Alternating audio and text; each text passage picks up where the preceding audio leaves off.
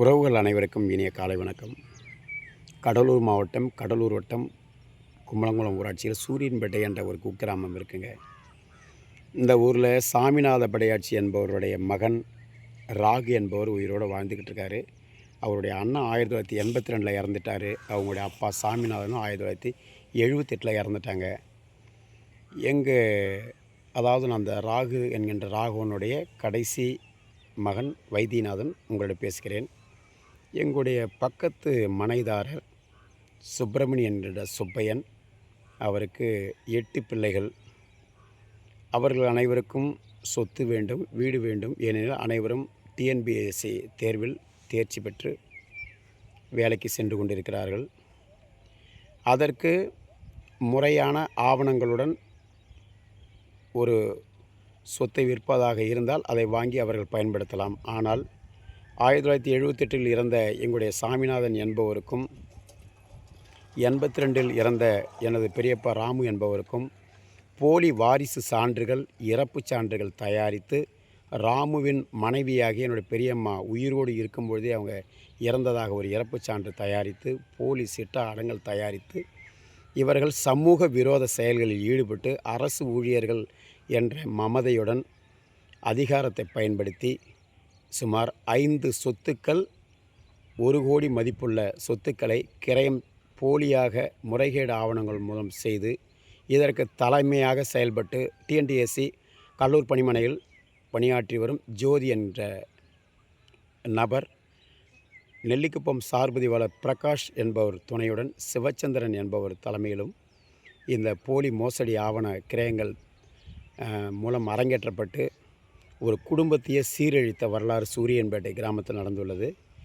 இந்த 8 பேரில் 5 பேர் அரசு தேர்வில் முறைகேடு செய்து பணிக்கு சென்றவர்கள் என்பதற்கு ஆதாரங்கள் உண்டு.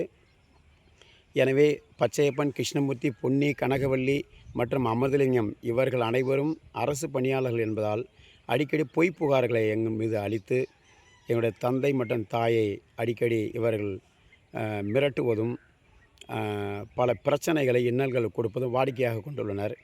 எனவே மாவட்ட குற்றப்பிரிவு மற்றும் வருவாய்த்துறையில் பல மனுக்கள் அளிக்கப்பட்டு இவர்கள் பயன்படுத்திய ஆவணங்கள் அனைத்து போலியானவை என சொன்ன பிறகு குற்றப்பிரிவில் தொடர்ந்து இவர்களின் விசாரணை நீர்க்க செய்யப்படுகிறது.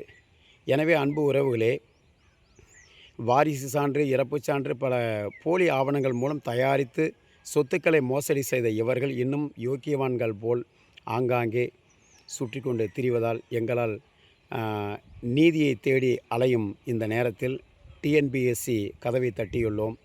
இவர்களுடைய வழக்கை சிபிஐ விசாரணை செய்ய வேண்டும் என்றும் கூறியுள்ளோம். விரைவில் மாற்றம் நிகழும். அந்த மாற்றத்திற்காக காத்து கொண்டிருப்போம். எனவே சூரியன்பேட்டையில் 117/20, 116/14, 13, 15 மற்றும் இது போன்ற சூரியன்பேட்டை நடுவிற்பட்டு வருவாய் கிராமத்தில் சொத்துக்கள் ஏதோ வாங்குவது, விற்பது போல ஏதேனும் சமூக விரோதிகள் தொடர்பு கொண்டால் அதற்கு நீங்கள் ஏமாற வேண்டாம். அனைத்தும் போலி ஆவணங்கள் மூலம் செய்யப்பட்ட கிரய ஆவணங்கள் என்று தெரிவித்துக் கொள்கிறேன். இது ஜோதி டிஎன்டிஎஸ்சி பணிமனை ஓட்டுநர் மற்றும் வசந்தி, அசோக்குமார், சிவச்சந்திரன் ஆகிய நபர்கள் கிரயம் பெற்றவர்களாகவும் செல்வராசு, முத்தாலு ஆகியோர் கிரயம் கொடுத்ததாகவும் ஆவணங்கள் பதியப்பட்டுள்ளதால் இந்த ஆவணங்களை வாங்கும் முன் 1க்கு 100 முறை அவதானித்து வாங்குமாறு உங்களை கேட்டுக்கொள்கிறேன். ஆவண எழுத்தர்கள் இதில் பலர் மாட்டுகிறார்கள், வழக்கறிஞர்கள் பலர் சிக்குகிறார்கள். விரைவில் 150க்கும் மேற்பட்ட கிரயங்களை செய்து மோசடி செய்துள்ள சிவச்சந்திரன் என்பவரும் தகுந்த ஆவணங்களுடன் இவர்கள் அனைவரும் குற்றவாளிகள் என்று நீதி தேவதை முன்னும் மாவட்ட காவல்துறை ஐயா எஸ்பி ஐயா அவர்கள் மூலமாகவும் இவர்கள் பிரகடனப்படுத்துவார்கள் என்பதை தெரிவித்துக் கொள்கிறேன். நன்றி, வணக்கம்.